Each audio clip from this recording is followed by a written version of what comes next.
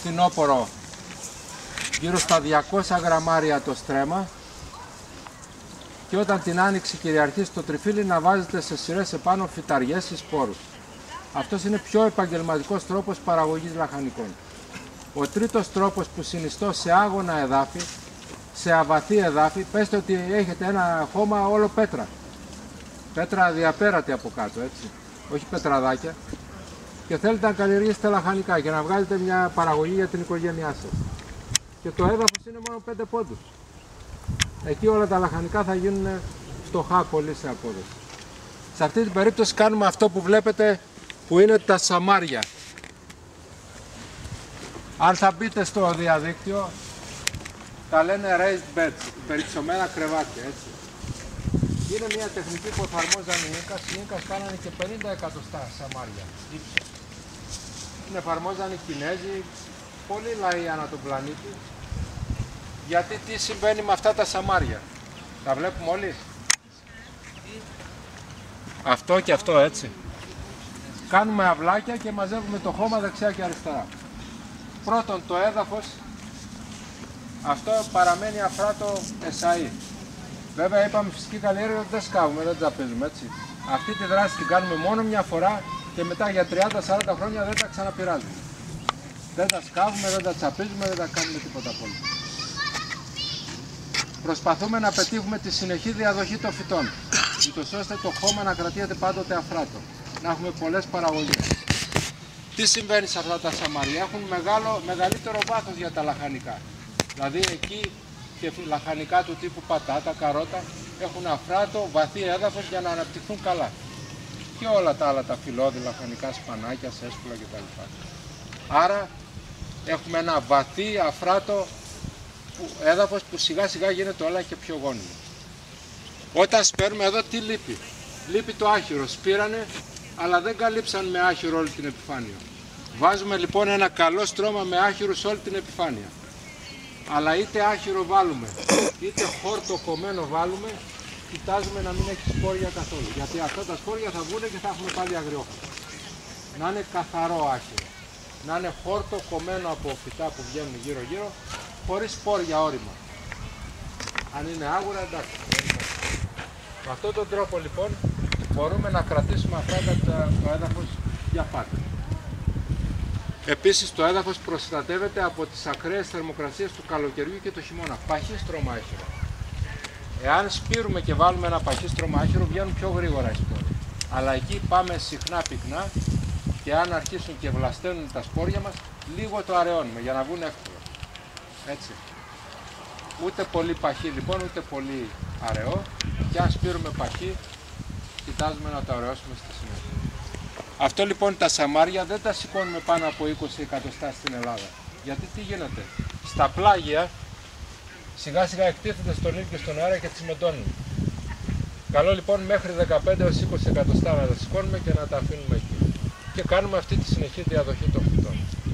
Είναι λοιπόν ένας επαγγελματικός τρόπος καλλιέργειας λαχανικών που γίνεται μια φορά για όλα τα χρόνια και στη συνέχεια ελαχιστοποιεί και το βοτάνισμα και τις άλλες καλλιεργητικές εργασίες. Δεν ξανατσαπίζουμε πια ουσιαστικά. Ένας φίλος καθηγητής, ο οποίος δεν είχε δουλέψει ποτέ στη ζωή του, είναι και αρκετά ευτραπής, μου είπε: βρήκαμε τη σωτηρία μας, Παναγιώτη. Από όταν κάναμε τα σαμάρια, πάψαμε να σκαλίζουμε σαν τρελοί, πάψαμε να τσαπίζουμε και ούτω καθεξής.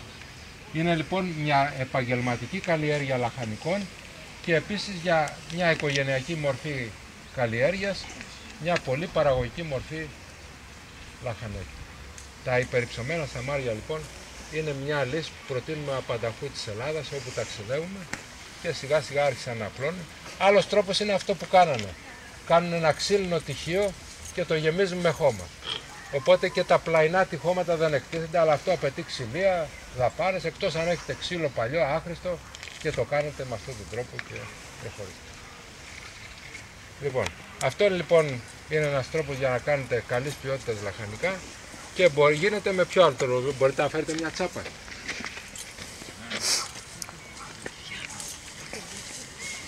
Εγώ, επειδή αυτό ήταν στρατόπεδο και από κάτω είναι όλο πέτρα, απλώς έβγαλα όλο το χώμα και το αντικατέστησα με χώμα που έβρισκα από ακακίες. έβαλε τεχνητό Σε χώμα. 30 εκατοστά είναι αντικατεστημένο το... Να αναφερθούμε τώρα και στη λίπανση, επειδή αναφέρθηκε στο χώμα ο φίλος μας.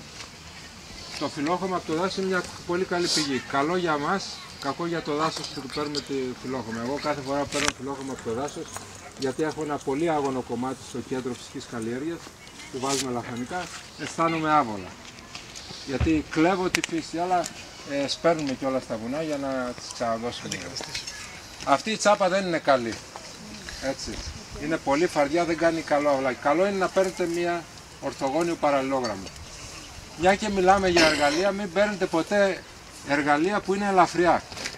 Εκεί εσείς θα δουλεύετε με τη δύναμή σας στη μυϊκή και όχι τα εργαλεία. Το εργαλείο να είναι βαρύ, η τσάπα να είναι βαριά. Για να μπορεί να κάνει τη δουλειά η τσάπα και όχι το χέρι μας. Και όχι το σώμα μας. Έτσι. Και κάνουμε λοιπόν μια τετράγωνη, μια ορθογώνιο παραλληλόγραμμο τσάπα, είναι ιδανική για να κάνουμε αυλάκια. Και κάνουμε λοιπόν αυτή την κίνηση, ξύνουμε το έδαφος από τη μια μεριά και συσσωρεύουμε το χώμα αριστερά. Και προχωράμε. Πολλοί βέβαια όταν τους το λέω, με το που τους λέω κάντε σαμάρια αρχίζουν. Γκάπα γκούπα σκάβουν για να κάνουν πιο γρήγορα. Όταν σκάβουμε τη γη, βγαίνουν μεγάλα κομμάτια. Αυτά θα πρέπει μετά στη συνέχεια να τα τρίψω. Όταν την ξύνω τη γη έτσι, βγάζω χώμα που είναι ήδη έτοιμο κοσκινισμένο για να το συσσωρεύσω πάνω στο σαμάρι.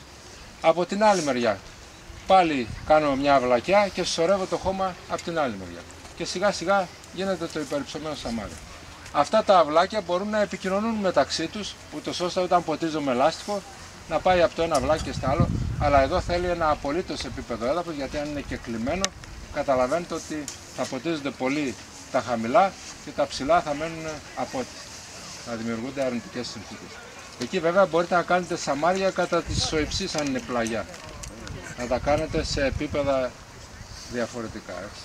Άρα λοιπόν το σαμάρι γίνεται με αυτόν τον απλό τρόπο και από εκεί και πέρα συσσωρεύουμε το χώμα, δημιουργούμε ένα υπερυψωμένο σαμάρι και στο ξεκίνημα της σποράς ποτίζουμε με ποτιστήρι αν δεν βρέχει.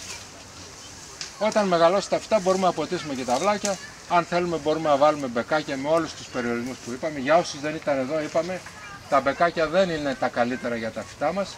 Κάνουν τεμπέλικα με μικρό ριζικό σύστημα, αλλά αν δεν έχουμε άλλες επιλογές, φροντίζουμε απλά να βάζουμε το μπεκάκι να ποτίζει από έξω προς το φυτό και όχι από το φυτό προς τα έξω.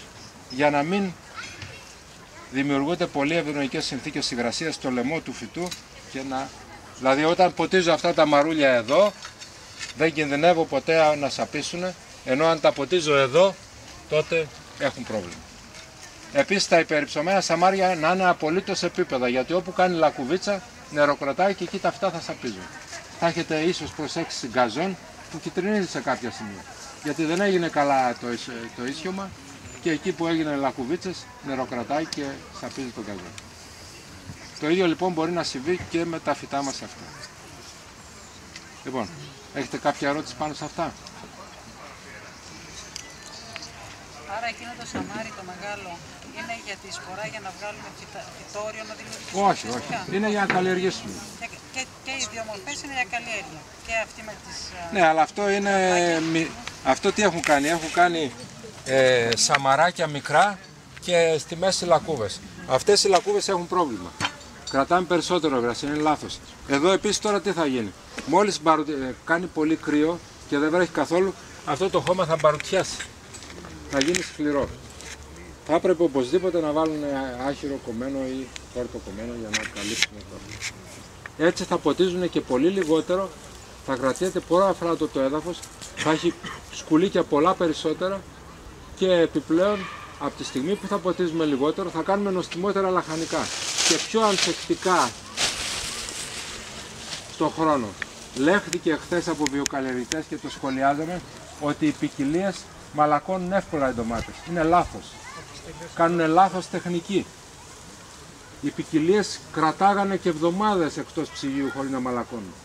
Αυτό που κάνει τα φυτά αυτά να μαλακώνουν είναι το πότισμα πολύ κοντά στη συγκομιδή και η λίπανση, ειδικά η ανόργανη λίπανση.